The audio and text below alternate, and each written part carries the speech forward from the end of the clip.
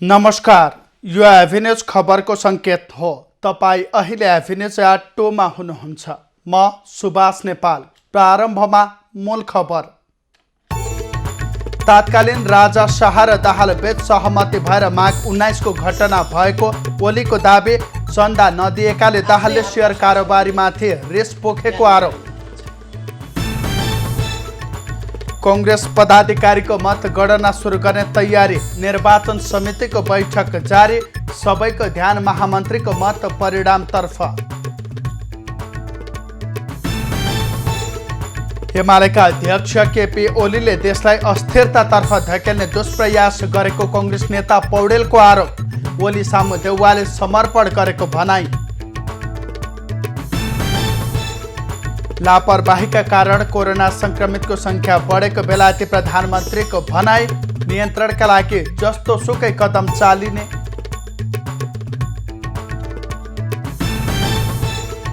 र साफ अन्डर 19 महिला फुटबल च्याम्पियनसिपमा नेपाल र श्रीलङ्का बीच प्रतिस्पर्धा हुँदै दोस्रो खेलमा नेपाल पहिलो जितको खोजीमा।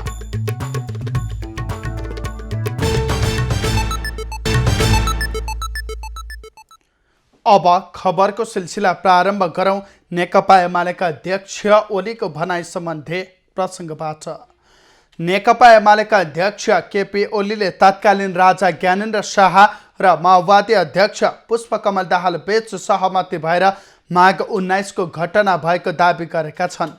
बुधबार एमालेका मनोनित केन्द्रीय सदस्यहरूलाई शपथ गराउने क्रममा अध्यक्ष ओलीले दाहाल र ज्ञानेन्द्र शाह बीचमा सहमति भएर त्यो उपद्रव भएको दाबी गरे।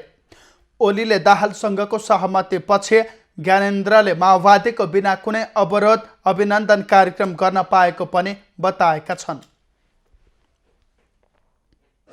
आश्विन 18 माघ 19 जस्ता प्रतिगामी कदमहरू माघ 19 मा गएर त पार्टीहरूको कुनै मतलबै छैन। आफै घोषणा गरेर आफैले सबै आफ्नै हातमा शासन लिएर ज्ञानेन्द्रले उधुम मचाए। ज्ञानेन्द्रले उधुम मचाउँदा तपाईहरुलाई साथीहरुलाई बताउँ, प्रचण्ड र ज्ञानेन्द्रका बीचमा सहमति भएर सहमतिका साथ त्यो उपद्रव भएको। अध्यक्ष ओलीले माओवादी केन्द्रका अध्यक्ष दाहाल र नेकपा एकीकृत समाजवादीका अध्यक्ष माधव नेपाललाई अस्थिरताका संवाहकको संज्ञा पनि दिए। ओलीले मुलुकलाई अस्थिर बनाउन खोज्ने शक्तिहरू सक्रिय रहेको र त्यसका संवाहक दाहाल र नेपाल रहेको आरोप लगाए। पुलस्त भनिराखेका छन् कतिपय शक्तिहरूले नियन्त्रित अस्थिरता हाम्रो नीति हो नेपालको, त्यो भनिराखेका छन् र त्यसका लागि ती कामहरू गर्ने शक्ति चाहिँ यहाँ छ। नियन्त्रित अस्थिरताका संवाहक शक्तिहरू, अस्थिरता मात्रै क्रिएट गर्न खोज्ने ती शक्तिहरू छन्। अहिले ती शक्तिहरूमा सबभन्दा चर्को गरी चल्ने प्रचण्ड यान कम्पनी र माकुने यान कम्पनी सबभन्दा अहिले अस्थिरताका संवाहक तत्त्वहरू यिनीहरू नै हुन्। कुनै भ्रम राख्नु पर्दैन। अध्यक्ष ओलीले शेयर बजारका विषयमा नेकपा माओवादी केन्द्रका अध्यक्ष पुष्पकमल दाहालले केही दिन अघि दिएको अभिव्यक्तिप्रति पनि कटाक्ष गरे। उनले चन्दा नदिएकाले दाहालले शेयर कारोबारीमाथि रेस पोखेको बताएका छन्। उनले शेयर बजार बारेमा आफूहरूले त्यस्तो बोलेको भए सडकमा आगो बलिसक्ने अनुमान पनि गरे। त्योभन्दा माथि गएर साम्राज्यवाद विकसित भएपछि शेयर पुँजीमा जान्छ, शेयर बजार भनेर प्रचण्डले एउटा नयाँ थेसिस ठोकिदिए। 2 दिनमा शेयर बजार धराशायी। त्यसको जनताको जीवनमा कति असर हुन्छ, शेयर लगानीकर्ताहरूको अवस्था कस्तो हुन्छ, तिनीहरूको आर्थिक स्थिति के हुन्छ, केही पनि मतलब छैन। अर्थतन्त्र केही पनि मतलब छैन। कुन शेयर कारोबारीले चन्दा दिएन होला, त्यसो भएदेखि ठोकिदिए। 10औं महाधिवेशनबाट निर्वाचित केन्द्रीय कमिटीको दोस्रो बैठकले 44 जना केन्द्रीय सदस्य मनोनित गरेको थियो। मङ्सिर 25 र 26 गते बसेको एमाले केन्द्रीय कमिटीको दोस्रो पूर्ण बैठकले उनीहरूलाई केन्द्रीय कमिटी बैठकमा मनोनित गरेको थियो। नेपाली कांग्रेसको सभापतिमा शेरबहादुर देउवा दोस्रो पटक निर्वाचित भएका छन्। 14औं महाधिवेशन अन्तर्गत सभापति पदका लागि भएको दोस्रो चरणको निर्वाचनमा 50% भन्दा बढी मत ल्याएर देउवा सभापतिमा दोहोरिएका हुन्। देउवाले 2733 मत प्राप्त गरेका छन् भने प्रतिस्पर्धी डाक्टर शेखर कोइरालाले 1855 मत प्राप्त गरे। कोइरालाले भन्दा देउवाको 878 मत बढी रहेको छ। महाधिवेशनमा कुल 4743 मतदाता मध्ये 4623 जनाले दोस्रो चरणमा मतदान गरेका थिए। त्यसपछि 35 मत बदर भएको छ। सभापति पदका प्रत्याशी मध्ये कसैले पनि कुल खसेको मतको 51% ल्याउन नसकेपछि पुनः मतदान भएको हो। दिउँसो 3:30 बजेबाट सुरु भएको मतदान राति 9 बजे सम्पन्न भएको थियो भने मतगणना राति 12 बजेबाट सुरु गरिएको थियो। यसअघि पहिलो चरणमा भएको मतदानमा प्रधानमन्त्री एवं वर्तमान सभापति शेरबहादुर देउवाले 2258 र उनका प्रतिद्वन्द्वी डाक्टर शेखर कोइरालाले 1729 मत प्राप्त गरेका थिए। सभापतिका अन्य प्रत्याशी पूर्व महामन्त्री प्रकाश मानसिंहले 371, उपसभापति विमलेन्द्र निधिले 249 र कल्याण गुरुङले 20 मत प्राप्त गरेका थिए। प्रतिस्पर्धाबाट बाहिरिएपछि सिंह, निधे र गुरुङले सभापतिमा देउवालाई समर्थन गरेका थिए। पदाधिकारी र सदस्यहरूको मतगणना पनि आजैबाट पार्टी कार्यालय सानेपामा सुरु हुने निर्वाचन समितिले जनाएको छ।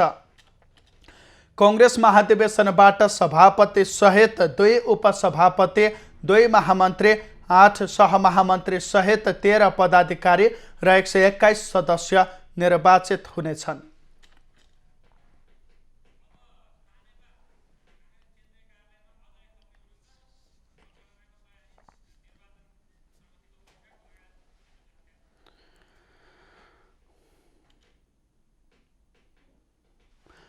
दर्शकवृन्द, नेपाली कांग्रेसको सभापतिमा शेरबहादुर देउवा नियुक्त भइसकेका छन् भने त्यसबाहेक अन्य पदाधिकारीहरूको मतगणना गर्ने तयारी गरिएको छ। पार्टी केन्द्रीय कार्यालयमा मतपेटिका लगेर राखिएको छ भने यति बेला मतगणना गर्नका लागि त्यसअघि बैठक बसिरहेको छ। समग्र विषयमा जानकारी दिनका लागि यति बेला हाम्रो प्रत्यक्ष सम्पर्कमा हुनुहुन्छ सानेपाबाट हाम्रा संवाददाता अजय खत्री।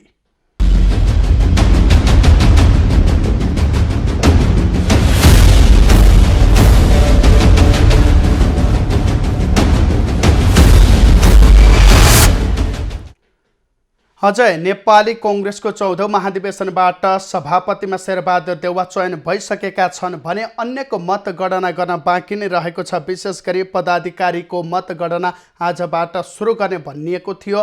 त्यहाँको तयारी कस्तो रहेको छ? मतगणना हुने भयो या भएन? के छ पछिल्लो अवस्था? सुभाष, 24 गतेबाट सुरु भएको नेपाली कांग्रेसको महाधिवेशनले सभापति पाइसकेको छ।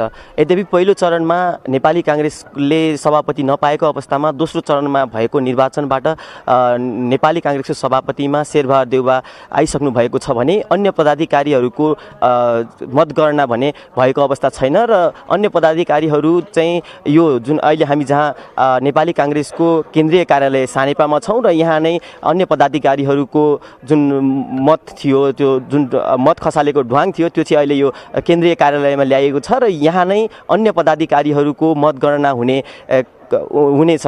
जस्तो यद्यपि अहिलेसम्म त्यो मतगणनाको क्रम सुरु भएको छैन र निर्वाचन समितिको अहिले यहाँ बैठक चलिरहेको छ र निर्वाचन समितिको बैठक समापन भए लगतै महामन्त्री, सहमहामन्त्री, उपसभापति लगायत केन्द्रीय सदस्यहरूको मतगणना सुरु हुने भन्ने हामीले जानकारी पाएका छौँ भने पहिलो चरणमा उपसभापतिको मतगणनाको प्रक्रिया अगाडि बढ्ने भन्ने पनि हामीले जानकारी पाएका छौँ। सुभाष, जस्तै अहिले तपाईँले यो सानेपाको अवस्था हेर्ने हो भने यस जुन यो नेपाली कांग्रेसको केन्द्रीय कार्यालय छ जहाँ हामी छौँ अहिले, त्यहाँको सुरक्षा व्यवस्था एकदमै कडा पारिएको छ। हामीले जानकारी पाए अनुसार यहाँ यस केन्द्रीय कार्यालयको सुरक्षाको लागि मात्र 600-700 को संख्यामा प्रहरी खटाइएको छ भने अन्य जस्तै नेपाली कांग्रेसका शुभचिन्तकहरू, पार्टीका कार्यकर्ताहरू लगायतलाई चाहिँ यो जुन नेपाली कांग्रेस काङ्ग्रेसको केन्द्रीय कार्यालय छ त्यहाँ प्रवेशमा रोक लगाइएको छ भने निर्वाचन समिति र सुरक्षा निकाय र सञ्चार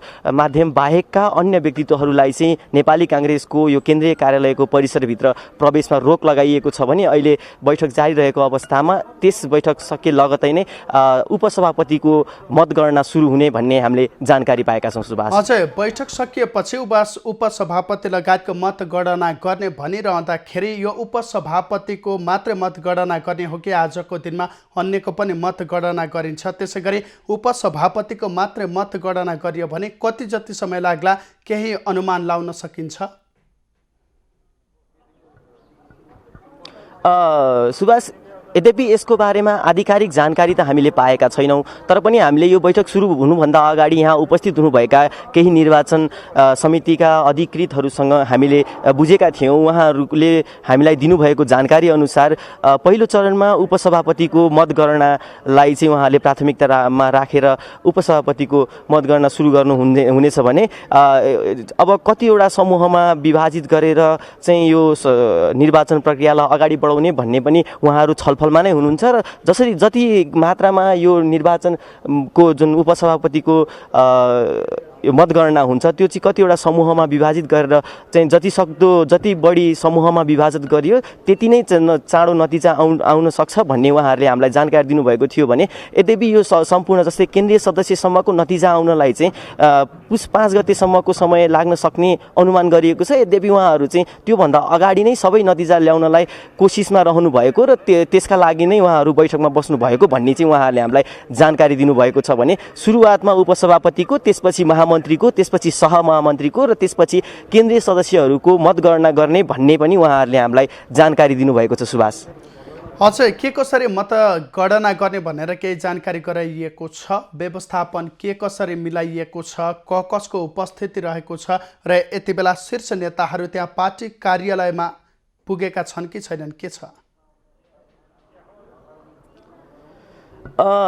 सुभाष, अहिले यो नेपाली काङ्ग्रेसको केन्द्रीय पार्टी कार्यालयको सन्दर्भलाई हेर्ने हो भने यहाँ चाहिँ निर्वाचन समितिका निर्वाचन अधिकृतहरू लगायतका अन्य व्यक्तित्वहरूको अहिलेसम्म हामीले उपस्थिति देख्न पाएका छैनौँ। जस्तै हामी यहाँ 1 बजेतिर आइपुगेका थियौँ र त्यस क्रमदेखि नै यहाँ नेपाली काङ्ग्रेसका कुनै पनि नेतागणहरू यहाँ उपस्थित हुनुभएका छैनन् भने जो यो निर्वाचन मतगणनासँग सम्बन्धित रहने व्यक्तित्वहरू हुनुहुन्छ जस्तै सुरक्षा निकाय, निर्वाचन समितिका अधिकृतहरू लगायतका अन्य व्यवस्थापन गर्ने व्यक्तिहरू बाहेक नेपाली काङ्ग्रेसका नेताहरूको उपस्थिति अहिलेसम्म रहेको अवस्था छैन भने अहिले चाहिँ निर्वाचन समितिको बैठक चलिरहेको अवस्थामा अब मतगणना सुरु भएपछि पक्कै नै नेताहरूको यहाँ उपस्थिति रहने अवस्था रहला। तर अहिलेसम्मको अवस्थालाई हेर्ने हो भने यहाँ कुनै पनि शीर्षस्थ नेताहरू, नेपाली काङ्ग्रेस सम्बन्धित शीर्षस्थ नेताहरूको उपस्थिति भने रहेको अवस्था छैन सुभाष। हजुर, तपाईँ त्यहाँ पुगिरहँदाखेरि यो जुन मतगणना छ, मतगणना कार्य आजबाट सुरु गरिए पनि रातिको समयमा मतगणना गर्ने नगर्ने केही औपचारिक या अनौपचारिक रूपमा तपाईँले केही जानकारी प्राप्त गर्नुभएको छ? यसभन्दा अगाडि सभापतिको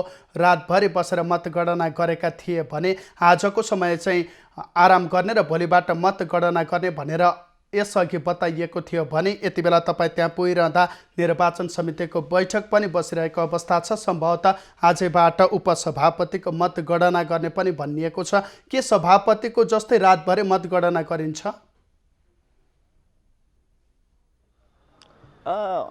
अहिलेसम्म कुनै पनि औपचारिक निर्णय भन्ने आइसकेको छैन सुभाष। यद्यपि हामीले गरेको अनौपचारिक जुन संवाद अनुसार उहाँहरू चाहिँ सकभर यो निर्वाचनको मत परिणाम चाहिँ सकभर चाँडो ल्याउने उहाँहरूको तयारी रहेको छ। यसअघिका अधिवेशनहरूमा पनि यो निर्वाचनको मत परिणाम आउनलाई केही समय लाग्दाखेरि नेपाली काङ्ग्रेस एउटा ट्रोलको विषय पनि बनेको थियो यो मत परिणाम आउने विषयलाई लिएर।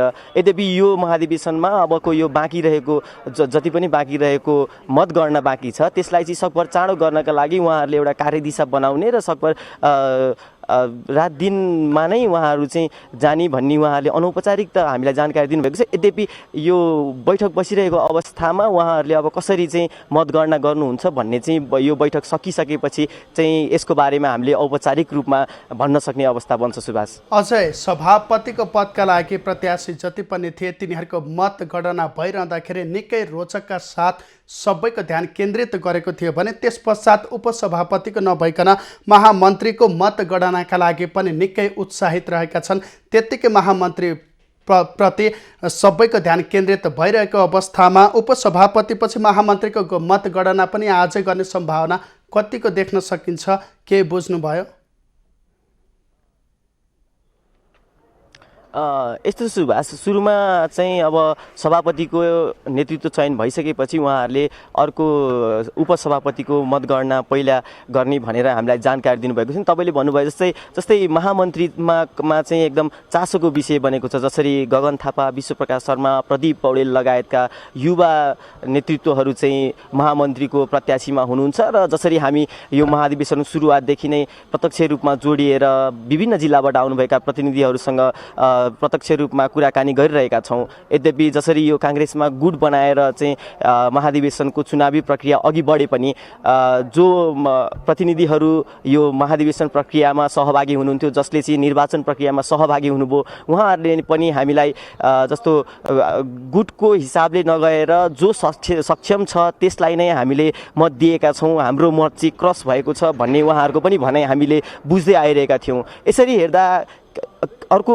महत्त्वपूर्ण र अर्को रोचक कुरा के पनि हुनसक्छ भने सुभाष, तपाईँले अघि पनि भन्नुभयो महामन्त्री जस्ता पदहरू चाहिँ सबैको अब यो पर्खाइको विषय बनेको छ महामन्त्री लगायतका अन्य पदहरूमा। यद्यपि जसरी हामीले प्रतिनिधिहरूसँग छलफल गरेका थियौँ, बुझेका थियौँ, कुराकानी गरेका थियौँ, यसले पनि यो निर्णय आउँदाखेरि महामन्त्रीको एउटा पदको निर्णय आउँदाखेरि चाहिँ यो चाहिँ कुनै पनि गुट वाइज नभइकनखेरि फरक फरक हिसाबले चाहिँ नतिजा आउन सक्ने आकलन अहिले पनि गरिएको छ भने यद्यपि यहाँ यो नेपाली काङ्ग्रेसको केन्द्रीय कार्यालय बाहिर रहनुभएका नेता कार्यकर्ताहरूसँग बुझ्दा पनि उहाँहरूको अहिलेसम्म पनि चाहना त्यही नै छ र उहाँहरूले मतदान गर्दा पनि त्यही अनुसार आफूले विवेक प्रयोग गरेर मतदान गरेकोले विभिन्न जो चाहिँ योग्य छन्, जो अहिले युवा भनेर अगाडि आइरहनु भएको छ, उहाँहरू नै महामन्त्रीको लगायत उपसभापतिको जुन नेतृत्वमा अगाडि आउने भन्ने उहाँहरूको पनि आशा अझै पनि रहेको छ। सुभाष, जानकारीका लागि धन्यवाद। नजर बनाइराख्नुहोला, तपाईँसँग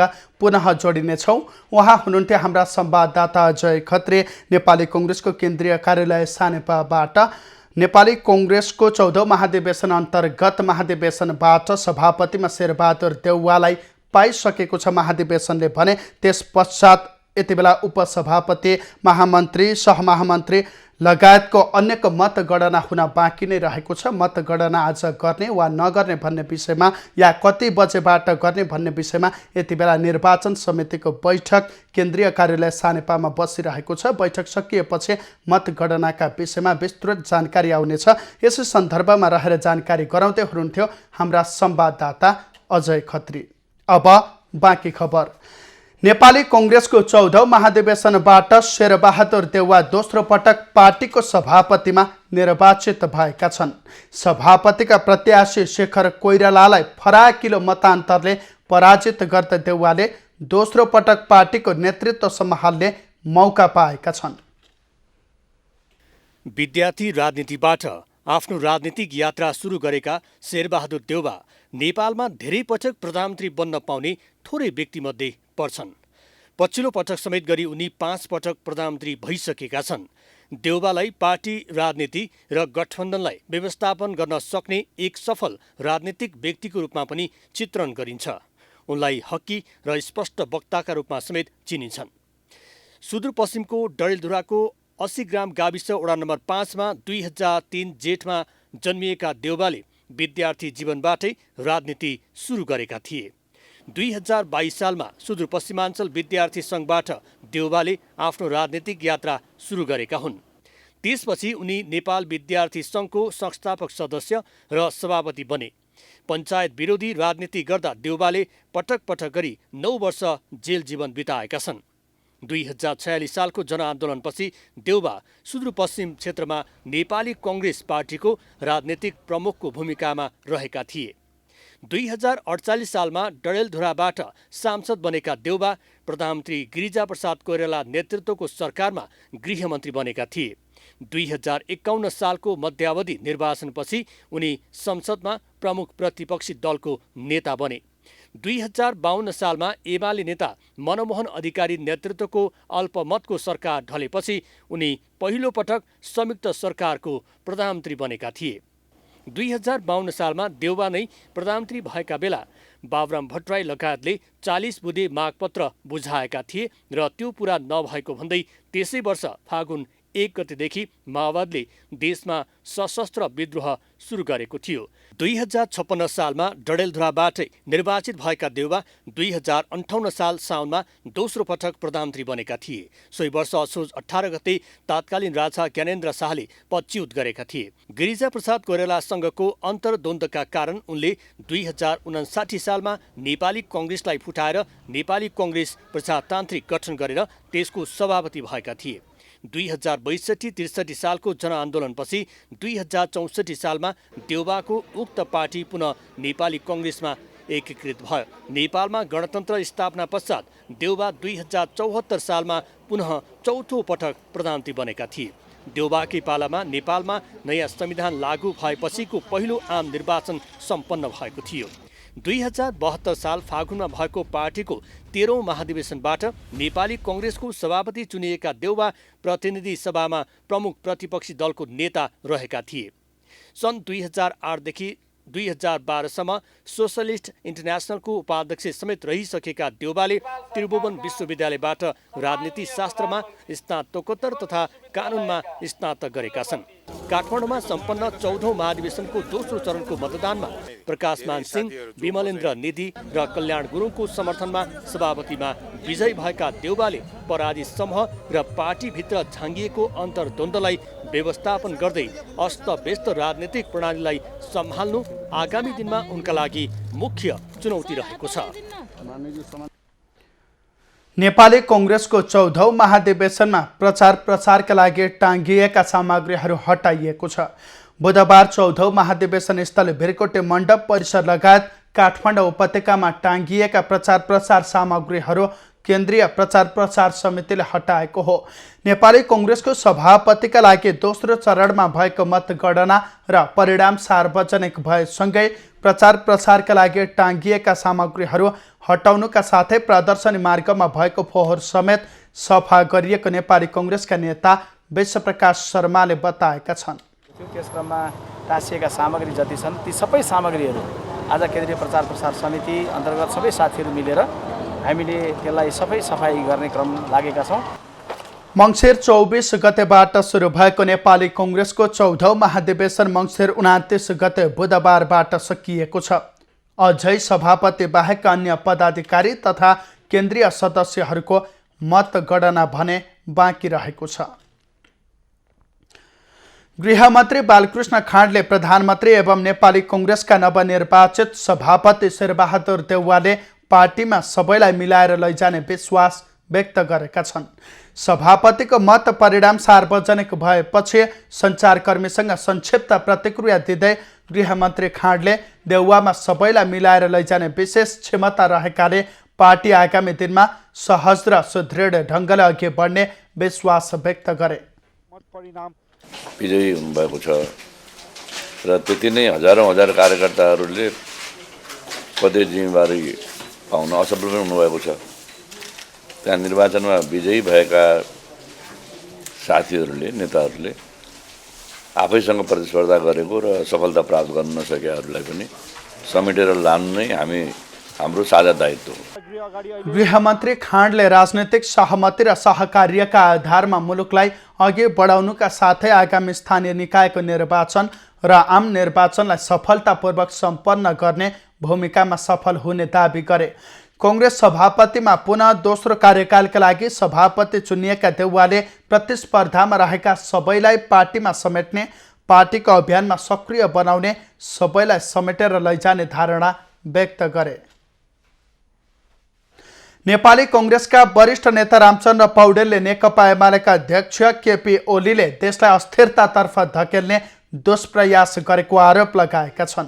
नेता पौडेलले 6 महिनाको समयमा दुई पटक संसद विघटन गरेर व्यवस्थालाई नै सङ्कटमा पुर्याएको भन्दै ओलीले महिनौं दिनदेखि संसद अवरोध गरेर देशलाई अस्थिरतातर्फ धकेल्ने दुष्प्रयास गरेको आरोप लगाए। संसद चलाउँछु र संसदबाट सबै निकास खोज्छु भनेर आएको सरकारले पनि संसद सुचारू गराएर देशलाई लोकतान्त्रिक गति दिने सार्थक प्रयास नगरेको पौडेलको आरोप छ। सामाजिक सञ्जाल फेसबुकमा पौडेलले सदनलाई बीचमै अन्त्य गरे अघि बढ्यो भने ओलीको नियतिका सामु समर्पण गरेको ठहरिने उल्लेख गरेका छन्। त्यस्तै पौडेलले 14औं महाधिवेशनबाट सभापति बनेका शेरबहादुर देउवालाई कार्यकालको शुभकामना र बधाई पनि दिएका छन्। प्रदेश 2 का प्रदेशसभा बैठक आज बस्दैछ। प्रदेशसभाको 8औं अधिवेशनको पहिलो बैठक आजका लागि डाकिएको हो। बैठकमा प्रदेशको नामाकरण र राजधानीको प्रस्ताव टेबल हुने सम्भावित कार्यसूची छ। प्रदेशसभा सचिवालयका सचिव रञ्जित यादवका अनुसार बैठकमा प्रदेश प्रमुखको कार्यालयबाट प्राप्त अधिवेशन आह्वान सम्बन्धी पत्र पढेर सुनाइने, प्रदेशको नामाकरण र राजधानी सम्बन्धी प्रस्ताव पेश हुने र केही अध्यादेशमाथि पनि छलफल हुने सम्भावित कार्यसूची रहेको जानकारी दिएका हुन्। नेपाली कांग्रेसको 14औं महाधिवेशन लम्बिएका कारण कांग्रेसका प्रदेशसभा सदस्य महाधिवेशनका क्रममा काठमाडौँमै रहेकाले बैठक औपचारिकतामा मात्र सीमित हुने सम्भावना पनि रहेको छ। नेपाल बार एसोसिएसनले बुधबार पनि सर्वोच्च अदालत परिसरमा विरोध प्रदर्शन गरेको छ। प्रधान न्यायाधीश चोलेन्द्र शमशेर जबराको राजीनामा माग गर्दै बुधबार कानुन व्यवसायीहरूले सर्वोच्च अदालत परिसरमा विरोध प्रदर्शन गरेका हुन्। न्यायालयको शुद्धिकरणका लागि बारले अगुवाईमा प्रत्येक दिन 10 देखि 12 बजेसम्म सर्वोच्चको मूल गेटमा धरना दिँदै आइरहेको छ।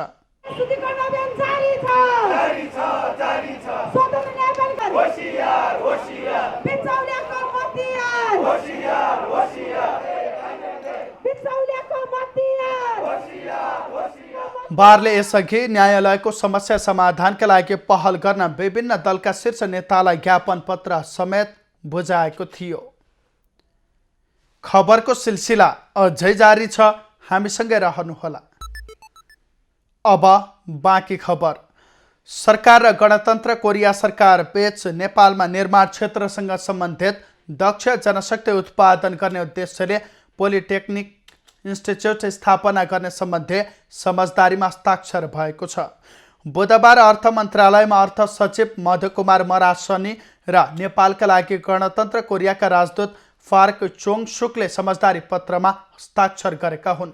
प्रदेश 2 को महोत्तरीमा पोलिटेक्निक इन्स्टिच्युट स्थापना गर्न कोरियाली अन्तर्राष्ट्रिय सहयोग नियोग कोइका मार्फत करिब 1 अर्ब 3 करोड रुपैयाँ अनुदान दिनेछ।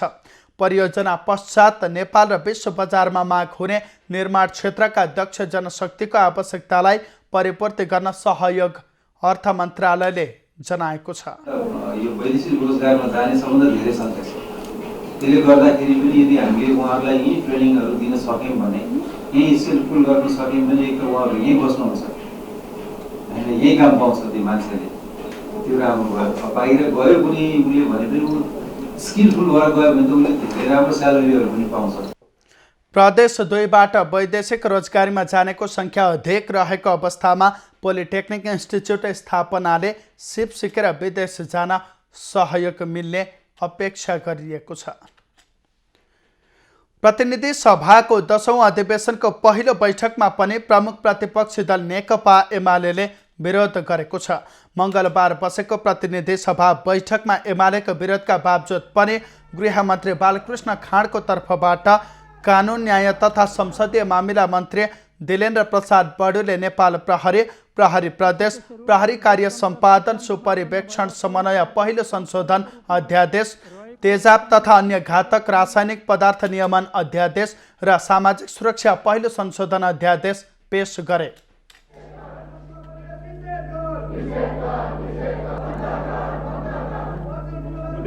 नेपालको संविधानको धारा 114 को धारा 1 बमोजिम तेजाब तथा अन्य घातक रासायनिक पदार्थ नियमन अध्यादेश 2078 प्रति सभा समक्ष प्रस्तुत गर्दछु।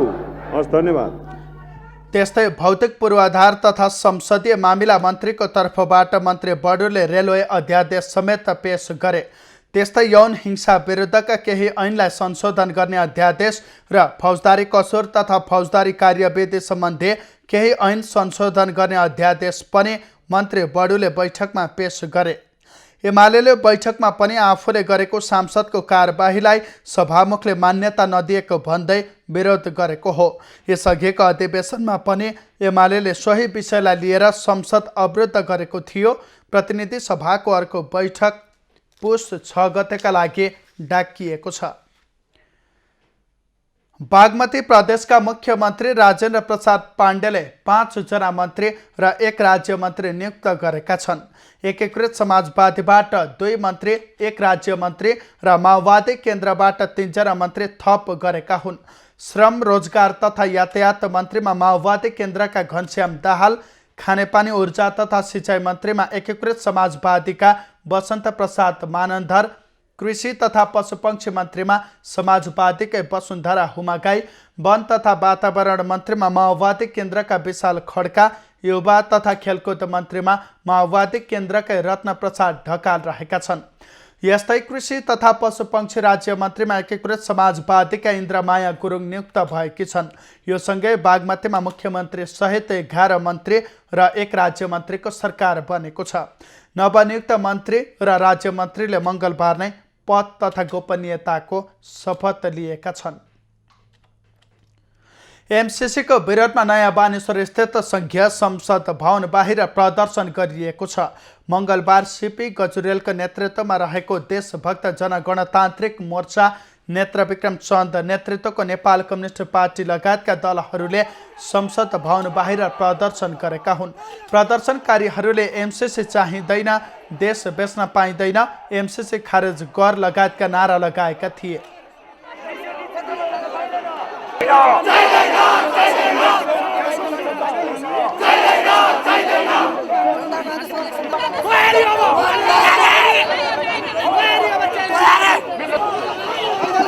प्रदर्शनका क्रममा केही सहभागीहरूलाई प्रहरीले नियन्त्रणमा समेत लिएको थियो।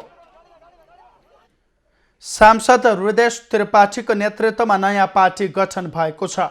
मङ्गलबार काठमाडौँमा त्रिपाठीले जनता प्रगतिशील पार्टी गठन भएको घोषणा गरे। लेक बाहिर पुगेको राजनीतिलाई पुनः सही बाटोमा ल्याउने र संविधानलाई चलायमान बनाउन भूमिका खेल्ने उद्देश्यले पार्टी गठन गरिएको त्रिपाठीले बताएका छन्। अन्य दलको आलोचना गर्न नभई नयाँ राजनीति संस्कार सुरु गर्न नयाँ दल स्थापना गरिएको उनको तर्क छ। हामी कुनै दलको आलोचना गर्नको लागि पनि यो दल खोलेका हैनौँ। सबैप्रति सम्मान छ। कुनै पनि दल 108 वटा दलहरू दर्ता छन्, सबैप्रति हाम्रो बराबर सम्मान छ। तर to start a new polity, एउटा नयाँ राजनीतिको सुरुवात गर्न, नयाँ राजनीतिक संस्कारयुक्त राजनीतिको सुरुवात गर्नको लागि हामीले कोसिस सुरु गरेका छौँ। घोषणा कार्यक्रममा कांग्रेस नेता दमननाथ ढुङ्गाना, पूर्व सचिव रामेश्वर खनाल लगायतको सहभागिता रहेको थियो।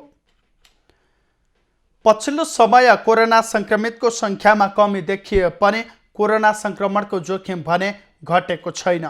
कोरोना संक्रमणबाट बच्न अहिले पनि मास्कको सही प्रयोग, भौतिक दूरी जस्ता स्वास्थ्य मापदण्ड अपनाउन आवश्यक रहेको छ। तर राजनीतिक दलका महाधिवेशनहरूको माहौल हेर्दा लाग्छ नेपालमा कोरोना नै छैन। यी दृश्य हेर्नुहोस्। यो दृश्य हेर्दा लाग्छ कि यहाँ कोरोना संक्रमणको कुनै पनि जोखिम नै छैन। पार्टीका अधिवेशनमा सहभागी अधिकांशले मास्कको प्रयोगमा हेलचक्राइ गरेको देखिन्छ भने भौतिक दूरीको खिल्ली नै उडाएको देखिन्छ।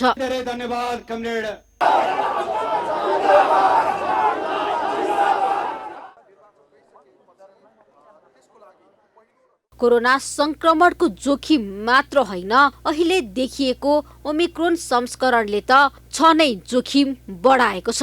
महाधिवेशनमा देशभरबाट पार्टीका कार्यकर्ता सहभागी भएका कारण जोखिम पनि देशव्यापी नफैलेला भन्न सकिन्न। पछिल्लो समय कोरोनाको नयाँ संस्करण विश्वभर फैलिने क्रममा छ।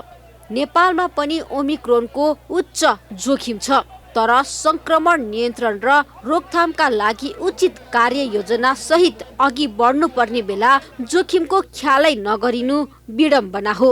जुन उत्कर्ष छ त्योभन्दा धेरै कम भएको अवस्था छ अथवा शिथिल भएको अवस्था चाहिँ हो, तर यति भन्दै गर्दाखेरि चाहिँ पूर्ण रूपमा जोखिम हटिसकेको अवस्था चाहिँ होइन, जसले गर्दाखेरि चाहिँ कोरोना जसलाई लागेको छैन अहिलेसम्म र त्यसमा पनि खोप नलागेकाहरू चाहिँ जोखिममा छन् भनेर हामीले पहिलेदेखि भन्दै आएका पनि थियौँ र यस्ता जुन सभा सम्मेलन भेटघाट छ यसले थप चाहिँ संक्रमण फैलिन चाहिँ मद्दत पुर्याउने गर्दछ। कोरोनाको नयाँ संस्करण तीव्र रूपमा फैलिरहेको देखिन्छ, साथै विश्वमा ओमिक्रोन संक्रमणबाट मृत्युका खबर समेत आउन थालेका छन्। यस्तो अवस्थामा संक्रमण रोकथाम गर्नेतर्फ गम्भीर हुन जरुरी छ। त्रिगुडा भट्टराई बस्नेत, काठमाडौँ। झापामा नेपालकै ठुलो सौर्य विद्युत उत्पादन परियोजनाको निर्माण कार्य अगाडि बढाइएको छ। 10 मेगावाट सौर्य विद्युत उत्पादन गर्ने महत्त्वाकांक्षी योजना सहित 2 वर्ष अघि स्थापना भएको झापा इनर्जी लिमिटेडले परियोजनाको काम अगाडि बढाएको हो। झापा जिल्लामा नेपालकै ठुलो सौर्य विद्युत परियोजनाको काम अगाडि बढाइएको छ। 10 मेगावाट सौर्य विद्युत उत्पादन गर्ने महत्त्वाकांक्षी योजना सहित 2 वर्ष अघि स्थापना भएको झापा इनर्जी लिमिटेडले काम द्रुत गतिमा अगाडि बढाएको हो। झापा इनर्जीले जिल्लाको शिवशताक्षी नगरपालिका वडा नम्बर 4 शिवगञ्जको बोलो चोकमा परियोजनाका लागि 21 बिघा 7 कट्ठा जग्गा खरिद गरेर काम गर्दै आएको छ। जतिखेर हामीले यो इनिसिएसन पालन गर्यौँ त्यतिखेर मुलुक लोड सेडिङमा थियो, त्यसकारण लोड सेडिङ अन्त्य गर्ने अभियानभित्र हामी पर्छौँ। ऊर्जा अभियान, लोड सेडिङ अन्त्य गर्ने अभियान र ऊर्जालाई हामी पर्यटनसँग जोड्न चाहन्छौँ, टुरिज्मसँग जोड्न चाहन्छौँ। 1 वर्षभित्र परियोजना निर्माण गरेर उत्पादित विद्युत सरकारलाई बिक्री गर्ने लक्ष्य कम्पनीले लिएको छ। कुल 80 करोड लागतमा निर्माण हुने परियोजनामा 70% ब्याङ्क कर्जा मार्फत तथा 30% नागरिक मार्फत स्रोत व्यवस्थापन हुनेछ। यसलाई चाहिँ लामो समय नलाग्ने र लगानीकर्तालाई पनि 1-2 वर्षमै यसले बेनिफिट दिन थाल्ने भएको कारणले गर्दाखेरि हामी निजी क्षेत्रले लगानीकर्ताले कमसेकम हामीले आउटपुट पनि आउने। जिल्लामा सौर्य ऊर्जा उत्पादनको राम्रो सम्भावना भएको र विदेशमा यसको ठुलो परियोजना सफलतापूर्वक सञ्चालन भइरहेको देखेपछि झापा इनर्जी कम्पनी स्थापना गरिएको कम्पनीले जनाएको छ। उत्पादित विद्युत नेपाल विद्युत प्राधिकरणलाई प्रति युनिट 7 रुपैयाँ 30 पैसाका दरले बिक्री गर्ने कम्पनीको योजना छ। कम्पनीका अनुसार परियोजनाबाट वर्षमा 1 करोड 76 लाख 10 हजार युनिट विद्युत उत्पादन हुनेछ। र अहिले हामीले यो मङ्सिर 12 गते मात्रै पिपिए गरिसकेका छौँ। 7 रुपैयाँ 30 पैसाले पर युनिटको दरले चाहिँ हामीले पिपिए गरिसकेका छौँ। 25 वर्ष हामी सरकारलाई बिक्री गर्छौँ। सौर्य विद्युत उत्पादन परियोजना आफ्नो क्षेत्रमा आएसँगै स्थानीय पनि दङ्ग परेका छन्। विकासका हिसाबले पछाडि नै परेको त्यस क्षेत्रको विकासमा परियोजनाले सघाउ पुर्याउने र स्थानीयले पनि रोजगार पाउने भन्दै स्थानीयवासी हर्षित भएका हुन्। यो ठाउँ एक हिसाबले पछाडि परेको ठाउँ थियो। यो प्रोजेक्टले एक हिसाबको खुसियाली ल्याएको छ। सबै जनताहरूमा एक हिसाबको विकास हुन्छ भन्ने एउटा आशा पलाएको छ। बर्खामा एकदम ढिलाम्बी हुने, गाडीहरू एम्बुलेन्ससम्म आउन नसक्ने, हिउँदोमा धुलाम्बी हुनुपर्ने हामीले चाहिँ भोगिरहेको अहिले 20-30 वर्षसम्म पनि हामीले यो धुलो र हिलोको शास्तिबाट हामीले कहिले मुक्त पाएका थिएनौँ। 1 वर्षभित्रमा आयोजना सम्पन्न गर्ने अठोटका साथ काम अगाडि बढाएको कम्पनीले 1 लाखदेखि माथि जतिसुकै रकम लगानी गर्न इच्छुक लगानीकर्तालाई आह्वान समेत गरेको छ। झापाबाट सन्तोष नेउपानेको रिपोर्ट। सरकारी संरक्षण र शक्तिको आडमा ठेक्का हत्याउने तर काम नगर्ने ठेकेदारको प्रवृत्तिका कारण देशमा धेरै योजना अलपत्र अवस्थामा छन्। यसको उदाहरण हो पाँचथरको लुबुघाटमा निर्माणाधीन पक्की पुल। लामो समयदेखि पुल निर्माणको कामले गति नलिँदा स्थानीयवासी मारमा परेका छन्। पाँचथर र तेह्रथुम जोड्ने तमोर नदीको लुमुघाटमा निर्माणाधीन मोडेरेबल पुलको निर्माण कार्य ठेकेदारको लापरवाहीले अल्पत्र भएको छ। ठेकेदार कम्पनीले 3 वर्षमा पुल निर्माणको काम पूरा गर्ने लक्ष्य लिएको थियो, तर नाकाबन्दी, बाढी, पहिरो र कोरोना महामारीका कारण देखाउँदै पटक पटक म्याद थप्दै आएको छ। यसरी पटक पटक म्याद थपेर ठेकेदार कम्पनीले 10 वर्ष बिताएको छ। वारिपारिका नयाँ धान लानलाई समस्या छ। एक गाडी नै पारी लगिन्थ्यो होला, मल ल्याउनलाई समस्या छ, खेतमा जानलाई। अनि यसो बजार जाँदा ओर्दा कुनैलाई अब बाइक लानै पनि समस्या छ नि, झोलुङ्गेबाट अप्ठ्यारो हुन्छ। समयमै पुल निर्माण नहुँदा किसानले कृषिजन्य वस्तुको ढुवानी गर्न खोलासम्म सवारी साधन पुर्याउने र त्यहीँबाट फर्काउनु पर्ने बाध्यता छ। यात्रु र मोटरसाइकल 44 वर्ष पुरानो झुलुङ्गे पुलबाट आवत जावत गर्दै आएका छन्। पुल जीर्ण भएपछि तेह्रथुमको म्याङलुङ नगरपालिकाले पुल मर्मत सम्भार गरेको थियो। ठेकेदारको लापरवाहीका कारण समस्या भएको भन्दै दुवै जिल्लाबाट दबाव सिर्जना गर्ने जनप्रतिनिधिको भनाइ छ। यो धेरै अगाडि लामोको योजना हो, तर ठेकदारले चाहिँ यसलाई मनपरी गरेर चाहिँ समयमै सम्पन्न गर्न नसकेको, केयरलेस गरेर। योभन्दा अगाडिको सरकारको बसन्त नेम्बाङको पालामा हामीले त्यो ठेकदारलाई डाकेर यसै पाल सम्पन्न गर्ने भनेर निर्देशन दिइसकेका थियौँ। फेरि सरकारको अदली बदली भएको कारणले गर्दाखेरि यो समयमै सम्पन्न हुन सकेको छैन। पानीको सतह घटेको कारणले गर्दा र हामी चाहिँ फाउन्डेसन लेभलमै रहेको कारणले गर्दाखेरि चाहिँ अब चाहिँ काम सुरु गर्नको लागि हामी फेरि आएका छौँ।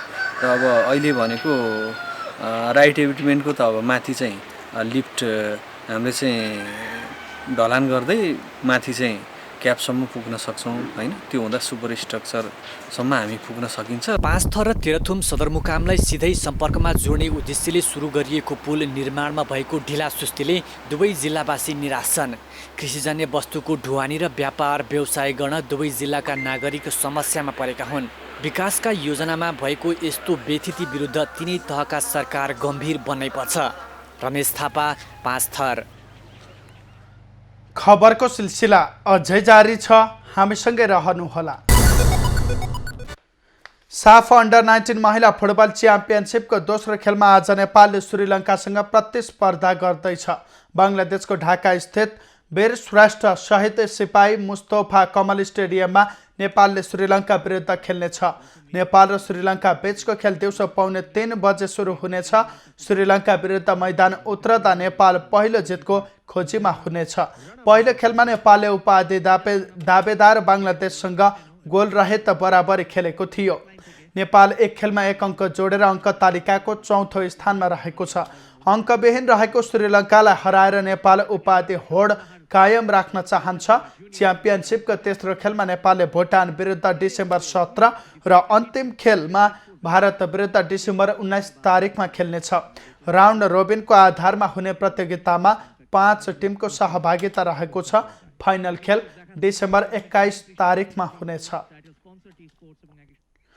शहीद स्मारक ए डिभिजन लिग अन्तर्गत घरेलु मैदानमा खेल्न मनाङ मर्स्याङदी क्लबको टोली पोखरा प्रस्थान गरेको छ। लिग अन्तर्गत नेपाल पुलिस क्लब विरुद्धको खेलका लागि मनाङको टिम आज बिहान पोखरा प्रस्थान गरेको हो। पोखरा रङ्गशालालाई घरेलु मैदान बनाउने निर्णय गरेको मनाङले पुस 3 गते पुलिससँग प्रतिस्पर्धा गर्नेछ। मनाङले 5औं चरणको खेल अन्तर्गत पुलिससँग पोखरामा खेल्न लागेको हो। मनाङले 7औं चरणमा ब्रिगेड बोइज क्लब र 8औं चरणमा च्यासल युथ क्लबसँग पोखरामा नै खेल्नेछ। मनाङले ब्रिगेडसँग पुस 17 र च्यासलसँग पुस 24 गते खेल्ने तालिका रहेको छ। 4 खेलमा 10 अङ्क जोडेको मनाङ लिगको दोस्रो स्थानमा रहेको छ। बङ्गलादेशमा आयोजना हुने एसियन सिनियर सेन्ट्रल जोन महिला तथा पुरुष भलिबल च्याम्पियनसिपमा सहभागी हुने पुरुष टोलीको नाम आइतबार सार्वजनिक भइसकेको छ। 12 सदस्य नेपाली टोलीले अहिले त्रिपुरेश्वर स्थित राष्ट्रिय खेलकुद परिषदको कबड हलमा अभ्यास गरिरहेको छ। डिसेम्बर 21 देखि 29 सम्म बङ्गलादेशको ढाकामा आयोजना हुने Asian senior central zone men's and women's volleyball च्याम्पियनसिपमा सहभागी हुने पुरुष टोली यति बेला अन्तर्राष्ट्रिय सहभागिता राम्रो बनाउने तयारी गरिरहेको छ। We have to look in Dhaka during the tournament how his performance will be. What I see in practice that he is a very skillful and good player. but it is for him his first game after 3 years. So you cannot just stop for 3 years playing international games and expect that it will be great.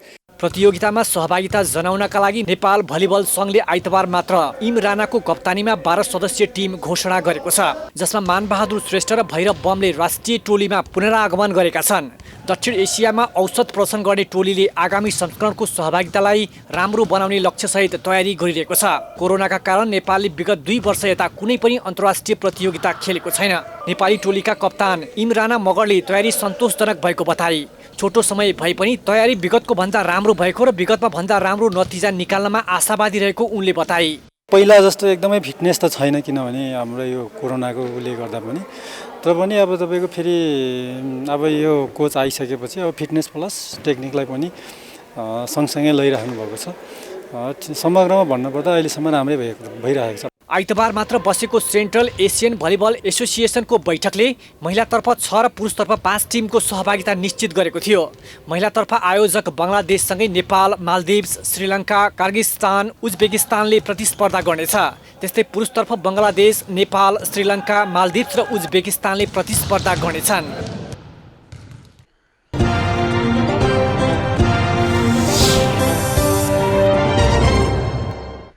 देशमा पश्चिमी न्यूनचापीय प्रणालीको आंशिक प्रभावले पश्चिम तराई, मध्य र पूर्व तराईका केही स्थानमा हुस्सो र कुहिरोले ढाकेको छ।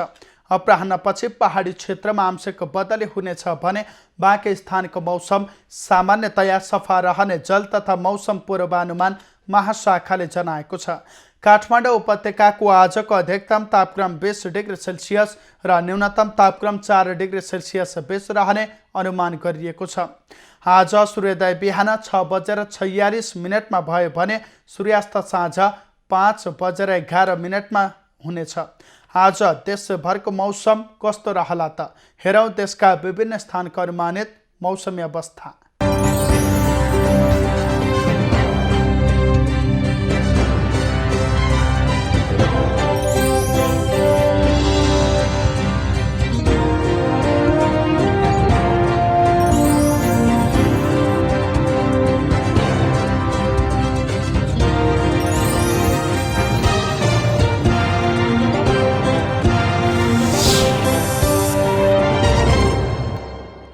अहिलेलाई खबरको क्रम यति नै। एभिन्यूज खबरका यी सहित अन्य विस्तृत खबरका लागि www.avenews.tv लगअन गर्न सक्नुहुनेछ।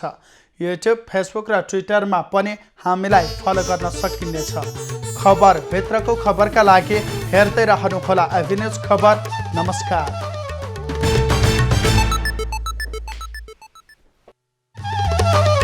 Avenues at